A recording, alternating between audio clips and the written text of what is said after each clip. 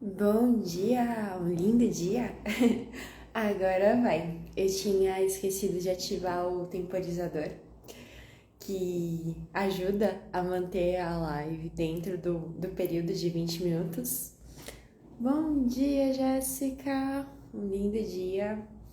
Nossa, eu não sei vocês, mas esse tempo mais cinzentinho, aqui em São Paulo tá uma mudancinha de tempo, assim, tá mais friozinho. E aí meu corpinho sente aquela vontade de ficar com um cobertorzinho, chazinho. Nossa, que delícia! Mas a gente tá trabalhando também, fazendo um monte de coisas. E daí dá pra dar uma relaxadinha, alguns momentos do dia, né? Daquela 15, 20 minutinhos. Mas vida adulta, né? A gente não faz só o que a gente gostaria instintivamente. É importante a gente não se esquecer dos instintos. Porque quando a gente desconecta dos instintos, da nossa parte mais visceral, aquela coisa que a gente sente aqui embaixo, na região da barriga, mais para baixinho, assim, né? Nas nossas vísceras. Se a gente se desconecta disso, a gente, com o passar do tempo, vai sentindo como se tudo fosse branco e preto. Assim como semana passada eu falei da importância das emoções, a importância dos instintos na nossa vida também é essencial, porque eles nos motivam. Bom dia, Andresa. E uma coisa que é bacana falar sobre essa questão instintiva do que vem das nossas vísceras, né? Os instintos é muito relacionado ao que nos move. E na teoria do Enneagrama é falado muito sobre os instintos. Nós temos 3 instintos e cada ser humano ele tem em uma ordem específica que o conecta com o que o move, né? E o seu instinto dominante é o que mais te move.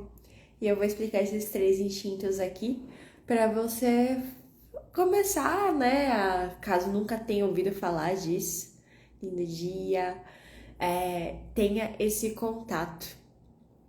Um dos instintos que existem é o instinto sexual. O instinto sexual ele não é só relacionado à questão da sexualidade. Ele é a nossa ligação com a conexão. A gente sentir que o que a gente está fazendo tem um propósito, tem um direcionamento, tem para onde eu vou. Bom dia, Suzana. E aí, quando você se conecta, né? Todos nós temos esse instinto sexual, mas não necessariamente ele é o nosso dominante. Quem tem o instinto sexual dominante é muito focado em relação a direcionamento, aonde vai ir, né? Ali, porque ele olha as coisas com um direcionamento muito específico. Tem aquela questão do alvo, do caçador, né? Quem tem instinto sexual dominante também tem uma coisa maior de competitividade. E existem os outros 2 instintos que eu falei, que todos nós temos, mas em medidas diferentes. É um instinto dominante, um instinto intermediário e um instinto um pouquinho mais reprimido, que é geralmente aquela coisa que a gente vai pensar por último, que liga. Daí o segundo instinto, além do sexual, existe o instinto social. O instinto social ele é relacionado a quanto você gostaria de ser visto, de se sentir como uma referência sobre o status. Se a gente pensar aqui, né, nas redes sociais, onde todo mundo se amostra, não todo mundo, se você for ver, nas próprias redes sociais, tem muitas pessoas que estão e só olham para o que as outras pessoas estão fazendo, pouco postam. Muito provavelmente essa pessoa não tem instinto social dominante. Por quê? Porque quem tem instinto social dominante, ele quer ser referência, quer ser visto, quer aquele status, aquele reconhecimento. Então, especialmente para pessoas que têm esse instinto social menos, né, é o mais reprimido, geralmente é a última coisa que a pessoa vai pensar sobre o que as pessoas vão pensar sobre mim. Nem liga, né? Essa semana que teve a passagem da Rita Lee, ela tinha muito essa coisa contraventora em relação ao instinto social, né? Dane-se o que todo mundo vai pensar, né? Não quero ficar nessa caixinha. As pessoas que têm essa rebeldia, geralmente, elas tendem a ter o instinto sexual, o que eu falei primeiro, da competição, do propósito dominante, e o social um pouquinho mais reprimido, né? Ou pode ser que o social seja o segundo, mas cada caso é caso para avaliar. E o terceiro instinto que existe é o instinto relacionado à autopreservação. E o instinto de autopreservação é a gente conseguir sobreviver. Então, como o instinto de autopreservação ele atua na vida das pessoas, né? Muita questão de delimitação de espaço, assim, de aqui é minha propriedade, a posse, vontade de ter uma rotininha bem definida. Nossa, se o combinado não é cumprido, meu Deus, o instinto de autopreservação fica muito bravo, porque tirou ele ali da rotininha, da programação, né? Então, pessoas que têm esse instinto de autopreservação mais dominante, a tendência vai ser valorizar tudo que tem a ver com sobrevivência, saúde, remédios, dinheiro, emprego, porque precisa de sobreviver e gosta da rotina. Já o sexual, ele gosta muito do tema da semana, das mudanças. Uma pessoa que tem instinto sexual e se percebe muito tempo numa mesma situação, começa a se sentir muito incomodado, como se não tivesse cores no dia a dia. Já a autopreservação é minha rotina tá funcionando, finalmente tá tudo equilibrado, paradinho aqui, né? Então, vamos seguir. E já o instinto social, ele gosta muito do que tem a ver com as massas, né? Com estar conectado com o grupo, se sentir parte, se sentir visto. E não sei exatamente porque eu senti de falar de instintos para vocês aqui, mas tem a ver, quando a gente pensa em instintos, a gente entender o que precisa de estar se movendo na nossa vida, precisa de estar acontecendo na nossa vida, a gente alimentando para que a gente se sinta conectado e seguro com a vida, né? Me identifiquei com o sexual e da rotina estruturada também, a Andresa comentou aqui. Uma coisa que é importante falar, nós temos os 3 instintos, tá? E geralmente quando, por exemplo, o sexual e a autopreservação e o sexual, eles estão entre primeiro e segundo da ordem, a tendência, a ideia dos instintos é que a gente equilibre, porque a gente precisa de tudo isso para viver no mundo. Nós precisamos desse direcionamento, desse foco, né? Dessa energia que nos move para algum lugar, para a gente se conectar. Precisamos também da sobrevivência como espécie, né? Por exemplo, a pandemia, ela aumentou o instinto das pessoas de autopreservação, porque era uma questão de possível vida ou morte, então é sobrevivência pura. E também o instinto social, ele também é necessário, porque uma vez eu ouvi uma frase muito boa numa palestra que eu tava de xamanismo. Ele comentou assim: se fosse para nós estarmos isolados do mundo, a gente seria colocado num mundo que haveriam 6, 7 pessoas, uma em cada continente ali, e beleza, vida que segue, cada um no seu processo único, paradinho, sem ter ver uma outra pessoa na vida dele. Só que a gente tá num mundo que atualmente tem, eu acho que 8 bilhões de pessoas. Então, o instinto social, ele é necessário. A gente aprender a conviver, né? A ser visto, a pensar em algo maior do que o nosso umbigo. Que é o instinto sexual, que é essa questão da busca, o instinto de autopreservação ainda tá muito no eu, no meu, né? E daí o social ele vem para que a gente possa, né, aprender uns com os outros. Então é normal, viu, Andresa? Você se identificar com um e com o outro, porque muito provavelmente um deles é o seu dominante e o outro o intermediário, e eles ficam se movimentando para que tenha esse equilíbrio. Nem, eu só penso em mim, né, na minha meta, no que é ali, e nem ao contrário também, é só a minha rotina, porque daí as pessoas não têm essa flexibilidade. E o tema dessa semana é muito sobre isso, sobre a gente ser flexível, passar por esses instintos, passar por todas as situações, né? E ser como se fosse o bambu. Não sei se vocês já ouviram sobre o bambu, que o bambu ele demora muitos e muitos anos para crescer. Você planta o bambu e as pessoas até pensam, nossa, esse bambu não vai crescer. Durante 5 anos ele tá ali debaixo da terra, porque ele tá criando raízes. É como se fosse autopreservação ali. E depois, em seguida, ele, em pouco tempo, assim, depois quando ele começa a crescer, ele cresce muito, mas com uma estrutura bem, né, alavancada ali na terra. Só que o bambu, se alguém já pegou, já viu, ele é bem flexível, tanto que a gente tem imóveis, né? Ele é bem flexível e forte, porque perante o vento, as mudanças, os terremotos, o bambu fica lá, firme e forte, mas ele não deixa de se movimentar, né? Então é essa necessidade da gente, dessa flexibilidade perante a vida, porque a vida é pura impermanência.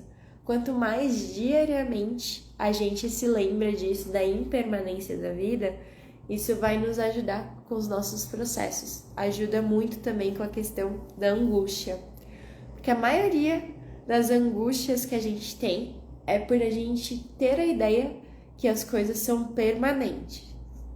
Tanto a gente tem um apego a uma coisa positiva, por exemplo, a nossa família, nossos familiares, um bichinho que a gente ama, a nossa vida mesmo, né? A gente vive numa sociedade que tem muita aversão ao envelhecimento, tem um apego à juventude. Então, a gente fica lá com aquela sensação, ai meu Deus, vai passar, eu não vou, né? Minha família não vai estar aqui para sempre. E a gente vai sofrendo, porque a gente está indo contra a lei da natureza ali, né? E acaba nem vivendo o presente. Assim, já fica pensando quando as coisas boas vão acabar e não consegue curtir o que está acontecendo naquele momento. Um dia, nossos entes queridos vão fazer a passagem, assim como nós vão.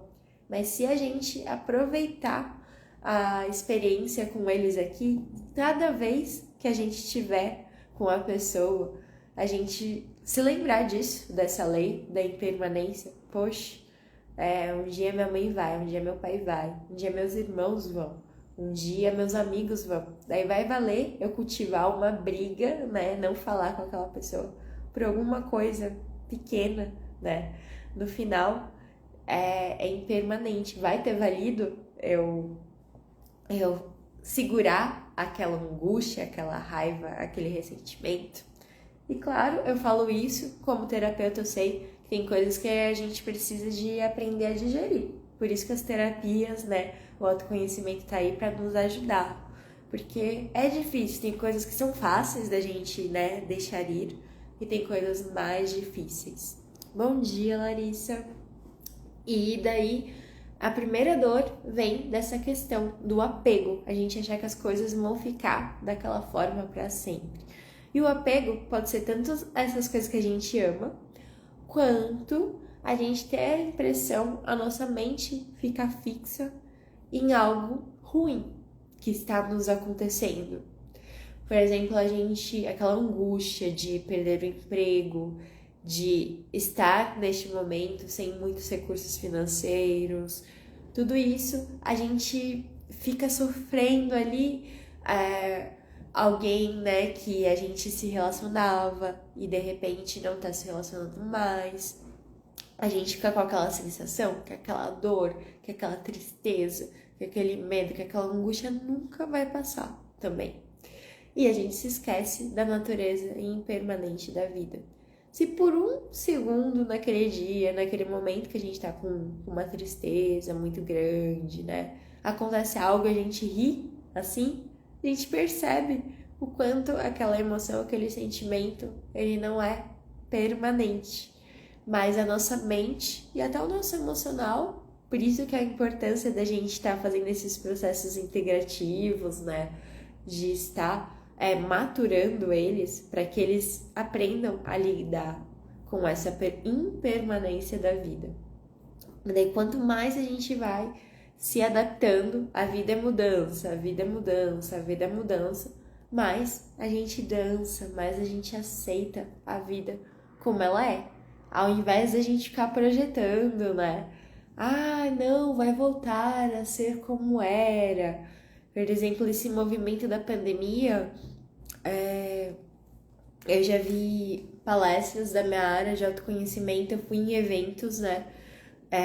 Quando a pandemia estava um pouquinho melhor, mas falaram que a grande questão emocional de saúde mental vai vir agora, no pós-pandemia, porque muitas pessoas estavam imaginando que voltaria ao normal, que já era normal, né? O que a gente vivia antes da pandemia. Mas muitas pessoas estavam com essa esperança. Não, quando a pandemia acabar, vai voltar a ser o que era antes. E o mundo, ele evolui, né? Ele continua mudando. Então, a importância da gente estar nesse movimento, a gente integrar esse movimento. Bom, lindo dia, já falei bastante aqui. Vamos para a nossa parte energética para a gente fazer uma meditação de como lidar, aceitar e se abrir para essas mudanças. Então, eu vou pedir para você aí se recostar da maneira mais confortável possível. Pode ser que você esteja na sua cama, pode ser que você esteja sentado num banco, numa cadeira, onde você estiver. Se recoste confortavelmente, feche os olhos, inspire pelo nariz, tá? E solte o ar pela boca. Inspire, solte pela boca. Inspire bem fundo e solta o ar pela boca. Uma última vez. Ao inspirar, a gente vai soltar fazendo barulho de vento. E daí eu vou fazer aqui para você repetir. Inspira. E ao soltar,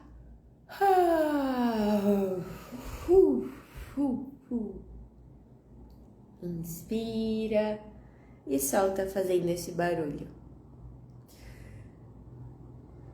Vai visualizando,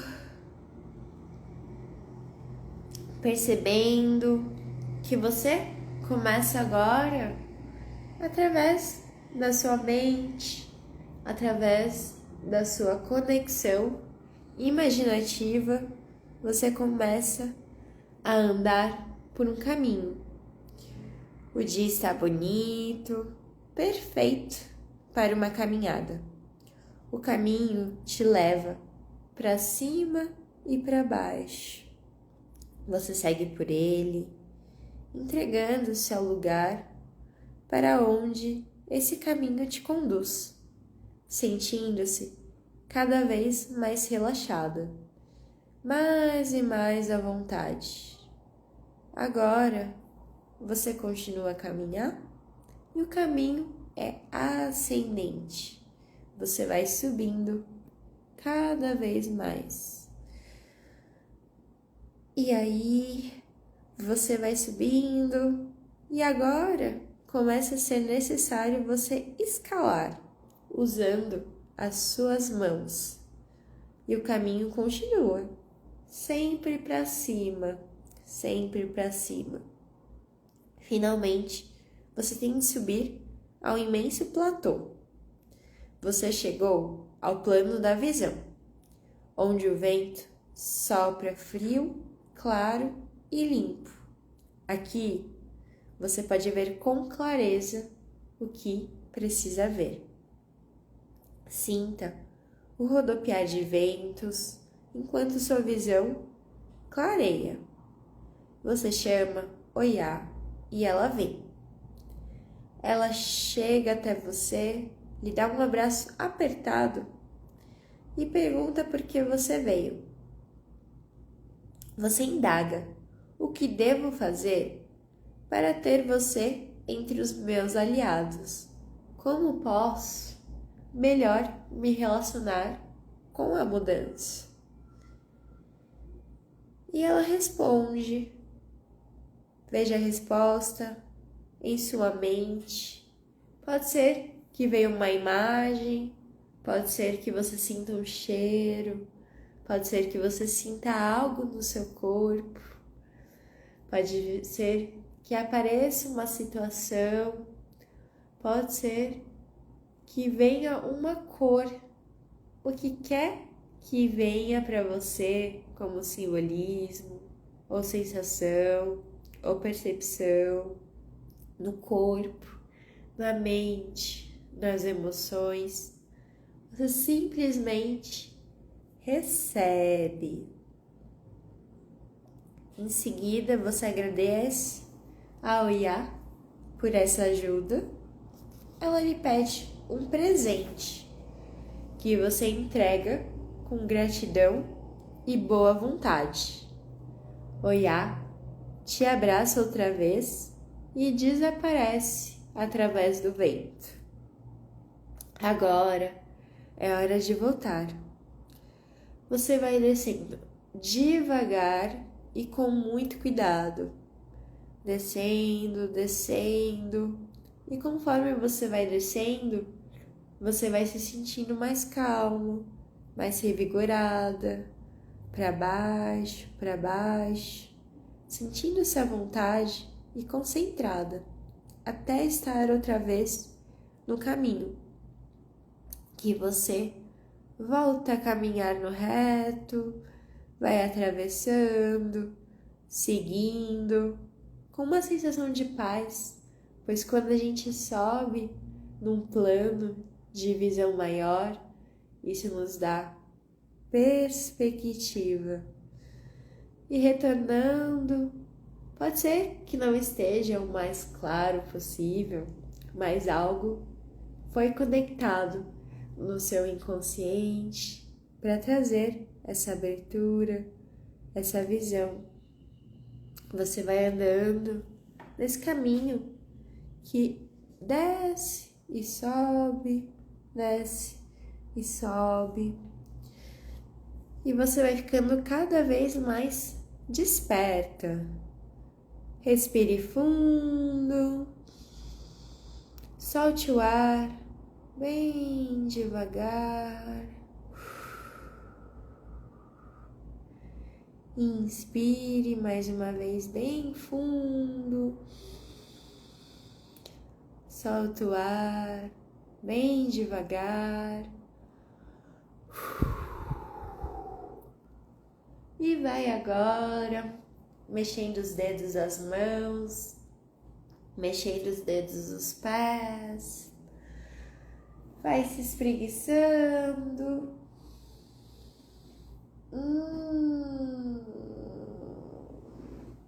Abrindo os olhos, retornando ao seu corpo, o aqui e o agora.